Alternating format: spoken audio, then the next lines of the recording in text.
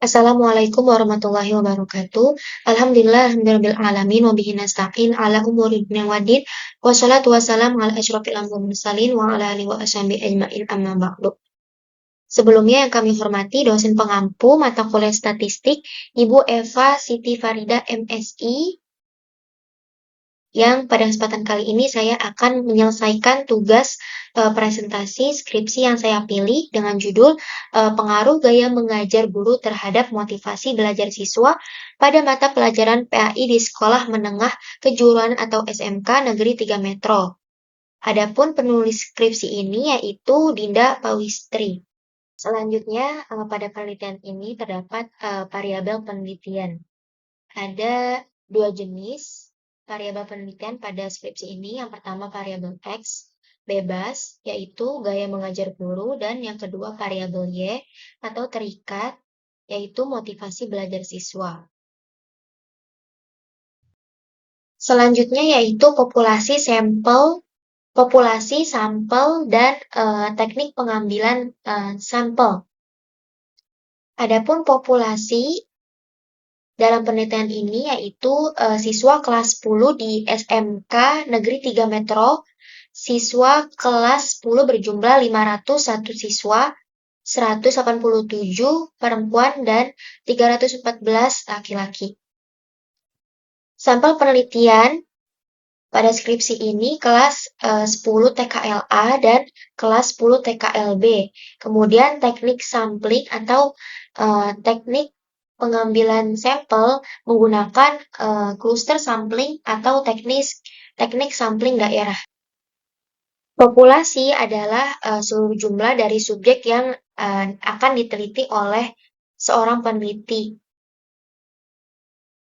Subjek dalam penelitian ini yang sudah saya jelaskan sebelumnya itu siswa SMK Negeri 3 Metro, yang terdiri dari kelas 10 sampai kelas 12, yang dimana kelas 12 sudah tidak melaksanakan pembelajaran karena sudah lulus, dan kelas 11 tidak lagi melaksanakan pembelajaran di sekolah karena melaksanakan program praktek PLP, praktek kerja lapangan.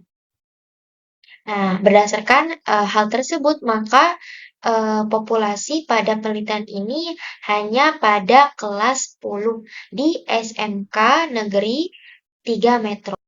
Kemudian sampel yaitu bagian dari jumlah yang dimiliki oleh populasi. Sampel pada penelitian ini kelas 10 TKLA dan kelas 10 TKLB, di mana kelas di mana pada kelas ini diampu oleh Ibu Dwi Yunitasari selaku narasumber dari penelitian ini. Lalu mengapa teknik yang digunakan itu menggunakan cluster sampling atau teknik sampling daerah? Karena teknik ini digunakan karena cakupannya itu populasinya itu luas, di mana guru pengampu dari tiap kelas jurusan itu berbeda-beda, sehingga diperlukan sampel yang homogen agar data itu bisa didapatkan. Selanjutnya yaitu teknik pengumpulan data. Adapun teknik pengumpulan data yang dilakukan pada penelitian ini menggunakan dua teknik. Yang pertama itu berupa kuesioner atau angket, yang kedua itu menggunakan dokumentasi. Nah, pada penelitian ini, peneliti itu menggunakan angket tertutup, yang dimana angket ini diberikan kepada siswa kelas 10 yang berperan sebagai responden untuk mendapatkan hasil data variabel X dan juga variabel Y. Selain itu, dokumentasi dalam penelitian ini digunakan untuk memperoleh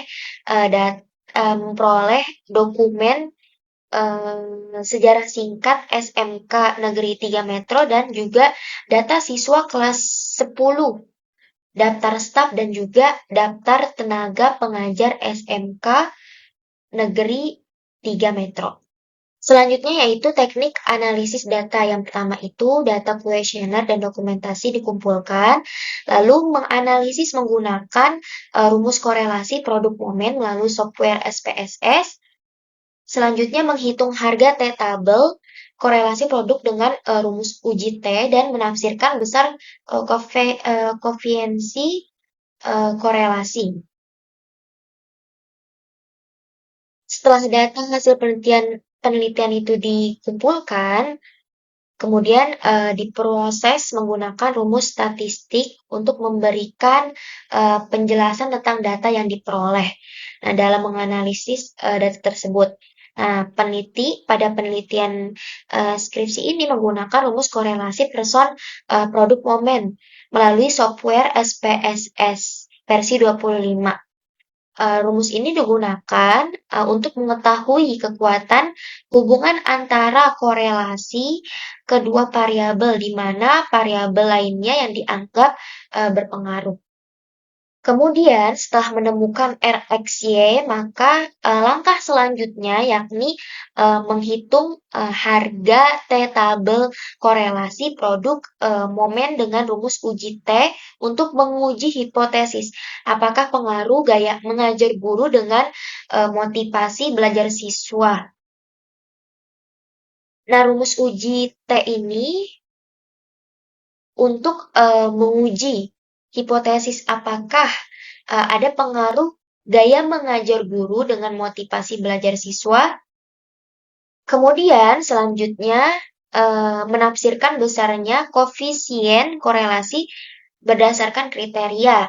Jika T lebih besar daripada T-tabel, maka hipotesis alternatif diterima. Namun apabila jika T kurang dari T-tabel, maka hipotesis alternatif itu ditolak. Selanjutnya yaitu hasil penelitian deskripsi data. Yang pertama itu uji validitas dan reliabilitas. Pengujian validitas dan reliabilitas adalah proses menguji pernyataan yang terdapat dalam angket. Apakah pernyataan tersebut valid atau reliable. Sebelum peneliti melakukan penyebaran angket kepada responden, peneliti melakukan uji coba kepada responden lain, yaitu siswa kelas 10 TMA dan kelas 10 TKK yang berjumlah 25 orang. Yang dimana hasilnya itu akan disajikan dengan tabel hasil uji validitas angket dengan 16 item pertanyaan. Nilai R tabel didapati dari jumlah responden dan taraf disignifikansi karena jumlah responden 25 dan taraf signifikansi 0,05, maka nilai R tabel ialah 0,413. Nah, berdasarkan data di atas, semua instrumen valid karena R hitung lebih besar daripada R tabel.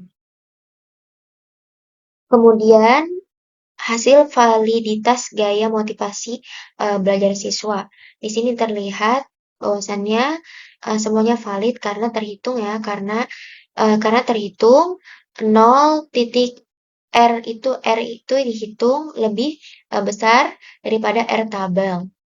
0.472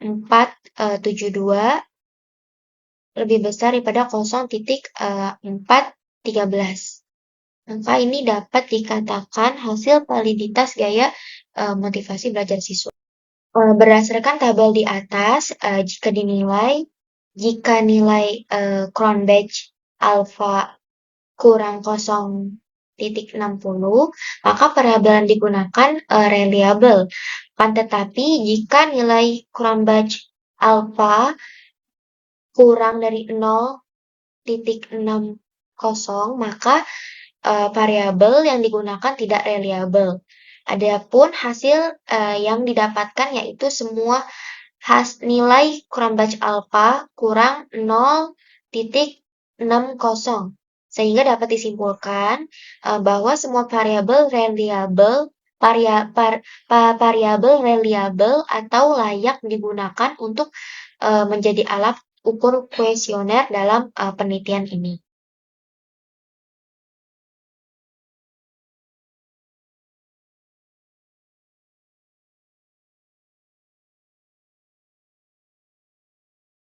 Kemudian data variabel motivasi belajar siswa. Data variabel motivasi belajar siswa ini didapat melalui penyebaran angket terhadap responden dengan item pertanyaan yang terdiri dari 16 item menggunakan skala Likert. Jika responden itu menjawab setuju, maka nilainya 4. Namun jika responden menjawab sering, maka nilainya 3. Dan jika responden menjawab jarang, maka nilainya 2. Penyebaran angket diberikan kepada responden penelitian yaitu siswa kelas 10 TKLA dan kelas 10 TKLB.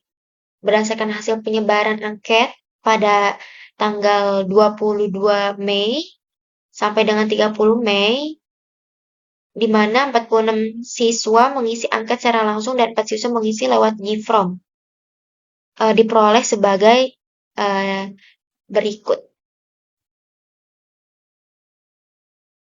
Kemudian pengujian hipotesis, pengujian dugaan, penelitian. Yang pertama itu uji korelasi person produk momen. Hipotesis yang diuji kebenarannya dalam penelitian ini adalah ada pengaruh gaya mengajar guru terhadap motivasi belajar siswa pada mata pelajaran pendidikan agama Islam di SMKN 3 Metro. Setelah data gaya mengajar guru dan motivasi belajar pendidikan agama Islam berhasil dikumpulkan, maka selanjutnya dilakukan analisis data yang peneliti lakukan dalam penelitian ini dengan menggunakan rumus person product moment melalui aplikasi SPSS. Di sini terlihat, teman-teman. Nah, berdasarkan tabel ini, diperoleh koefisien korelasi antara gaya belajar terhadap motivasi belajar siswa sebesar 0,494 dan nilai ini signifikan 0 dari 0,000. Selanjutnya yaitu uji T. Pengujian ini dilakukan untuk mengetahui apakah variabel gaya mengajar guru berpengaruh terhadap motivasi belajar siswa. Nah, berdasarkan hasil program SPSS, dari perhitungan tabel ini didapatkan T hitung sebesar 3,939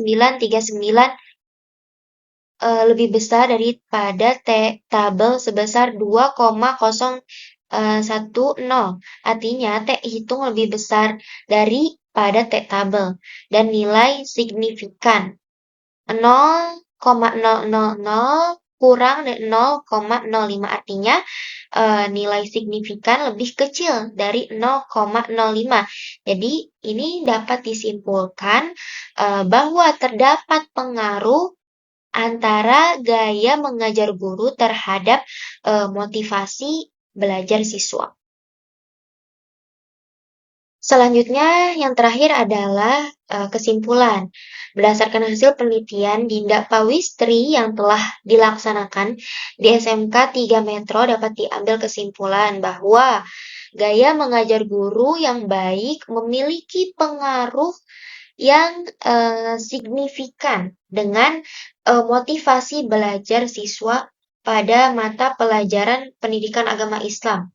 Hal ini dibuktikan dengan data hasil penelitian yang dihitung menggunakan rumus korelasi person produk momen dengan menggunakan bantuan SPSS versi 25 dengan diperoleh nilai T hitung lebih besar dari T tabel dan nilai signifikan 0,00 lebih besar dari 0,05, artinya nilai signifikan lebih kecil dari 0,05 sehingga dapat disimpulkan kembali bahwa hipotesis HA diterima yang menunjukkan bahwa ada pengaruh gaya belajar ada pengaruh gaya mengajar guru terhadap motivasi belajar siswa pada mata pelajaran pendidikan agama Islam di SMKN 3 Metro. Demikian presentasi skripsi yang dapat saya sampaikan. Terima kasih kepada penulis skripsi yaitu Dinda Pawistri. Mohon maaf dari saya. Wassalamualaikum warahmatullahi wabarakatuh.